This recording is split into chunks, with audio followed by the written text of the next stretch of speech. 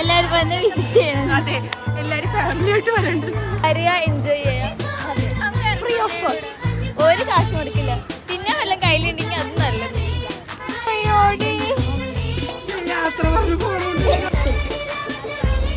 നേരത്തെ കാലത്തെ വീട്ടിലെത്തിക്കോ.